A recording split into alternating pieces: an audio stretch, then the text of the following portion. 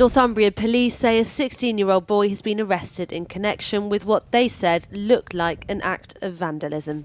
Welcome to WatchMojoUK, and today we're looking at times natural and man-made landmarks were vandalised, either in the UK or by people from the UK. That's less than a minute and it's caught fire. Before we begin, we publish new content every day, so be sure to subscribe to our channel and ring the bell to get notified about our latest videos. Ivan and Haley. This first entry didn't happen in Britain, but it was perpetuated by a man from Bristol, Ivan Dimitrov, also known as Ivan Hawkins. The 27-year-old fitness instructor wanted to prove his dedication to his girlfriend by vandalising one of the 7 wonders of the modern world, the Roman Coliseum. Ivan was filmed using keys to scratch Ivan plus Haley 23 into the monument. He was promptly arrested by the Italian authorities, who don't take kindly to people damaging their Coliseum, and was threatened with a fine of up to €15,000 or even a prison sentence. It's not clear how much Haley herself appreciated the gesture. National parks. This one's more of a general entry for the tourists who have, in recent years, taken to damaging the UK's many national parks. Staycations boomed because of the impact of the pandemic on international travel, but it hasn't been all sunshine and roses for Britain's destinations. It's been reported that the primarily middle-class tourists have been behaving very badly indeed. Mountain rescue call-outs have increased because people go on hikes unprepared. Dog attacks on livestock are up, and reports of fires started by tourists in resort towns have increased too. Most bafflingly of all, one online reviewer derided the Lake District for having too many lakes. Yes, really. The Red Light District. Discouraging adverts like this one will target 18 to 35-year-old men in the UK. Another popular destination that's been ruined by British tourists is the world-famous Red Light District in Amsterdam. In 2023, it was revealed that Amsterdam had launched an anti-tourist campaign to warn leery Brits to avoid the city entirely. So if you're in the UK and you search for terms like Stag Weekend Amsterdam, Cheap Hotel Amsterdam, Pub Crawl Amsterdam, then these warning adverts will pop up. There's no law stopping Brits from going to Amsterdam, of course, but the city is just one more place that's fighting against crowds of boozy young men who behave antisocially and disturb the locals. Notably, the workers in the Red Light District get the brunt of these tourists' bad attitudes. So they're trying to deter the drunken, disorderly, stoned kind of behaviour that residents have been complaining about for a long time. In short, the Dutch don't want Brits in their capital unless they stop urinating in public and walking around in the buff. Crooked House Pub. It's a simple demand from people who can't understand why anyone would do this to such an iconic pub. As of late 2023, this investigation is still ongoing, with 6 people now having been arrested in connection with a fire believed by the authorities to be arson. The Crooked House had stood here in Himley near Dudley for 260 years. Now this is all that's left. The popular pub has long been celebrated as Britain's wonkiest, standing on a very clear slant. It burned down on the night of August the 5th, but was then demolished by the owners before a full investigation could be done, casting immediate suspicion on them. Multiple people have now been arrested and held on various arson charges, though arson is a notoriously hard crime to prove. If someone did intentionally burn down the Crooked House, they certainly didn't think it through. Devastated. I'm absolutely devastated, and a lot of people around here are angry as well that it's ended like this, a pile of rubble. Battersea Power Station. In the 1980s, Battersea Power Station, one of the most recognisable British landmarks built after World War II, was decommissioned and shut down.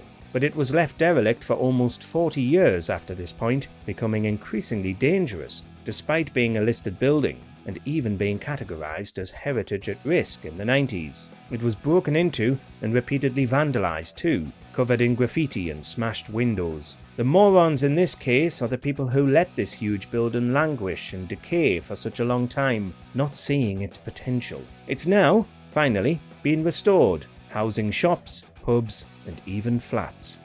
Euston Arch. After 130 years, Euston Arch, at Euston Station in London, was demolished. It had become an iconic part of London's rail infrastructure in that time, and people weren't happy to see it go. Despite being listed, and the massive public opposition, the various figures involved, including Prime Minister Harold Macmillan, said there had been absolutely no way of saving the arch by relocating it if they wanted to renovate the station. So, it was demolished in 1961. To this day, people are campaigning for the arch to be recreated in some form, and its loss is seen as bureaucrats being out of touch with what the people of London wanted. Dissolution of the monasteries. Is it fair to call King Henry VIII a moron hundreds of years later? Well, few would argue today that the dissolution and subsequent destruction of the UK's many Catholic monasteries was a necessary evil. After the break with Rome and the establishment of the Church of England, Henry went about destroying the monasteries, legally and physically, to fund his war with France. Many of ruins are still standing today, but have been hugely damaged and almost totally destroyed. It's a shame that this happened, with no thought to the fact that future generations might want to learn from these churches. It's yet another reason of many why Henry VIII isn't fondly remembered.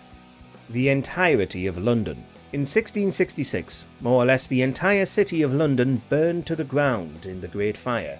The street is narrow and dark, filled with a mixture of tall, overhanging houses, and as it's the dead of night, the street is empty of people. It started in the Pudding Lane bakery of Thomas Fariner, the King's baker. We're not necessarily saying Fariner could have prevented the fire that began in his oven, but there were a lot of factors that made the fire as devastating as it was.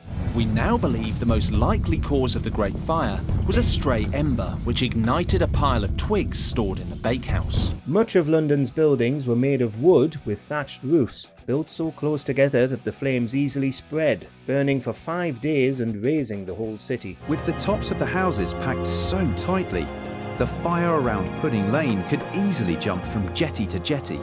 A lot of moronic decisions contributed to the fire being as bad as it was.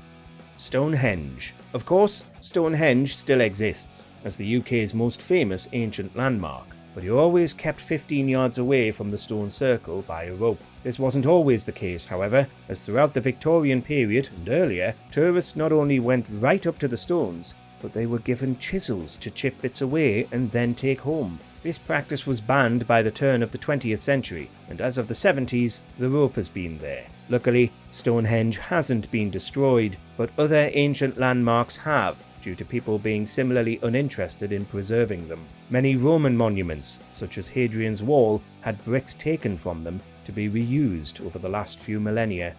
Sycamore Gap Tree. The sycamore, once crowned the best tree in England, hiked to, pondered at, proposed in front of, was last night deliberately felled. And speaking of Hadrian's Wall, this famous tree grew along it for hundreds of years before being unceremoniously felled by vandals in 2023. At the time of writing, the culprits have yet to be caught, though numerous arrests were made, including a 16-year-old boy and a retired lumberjack. There's been a relatively large police response to this, with forensic teams examining the tree to try and find out why anybody would do this. People love this. This is the image of Northumberland. It's the thing that's on all the postcards. The outpouring of grief over the loss of Sycamore Gap Tree has been unprecedented too, with many celebrities commenting on its loss and discussing their memories of it, and the films it appeared in. The National Trust said it was shocked and saddened. This was a landmark people travelled to see from far and wide. Let us know in the comments which of these landmarks you hope gets restored. We'd like it to be rebuilt, and somebody needs to pay for what they've done.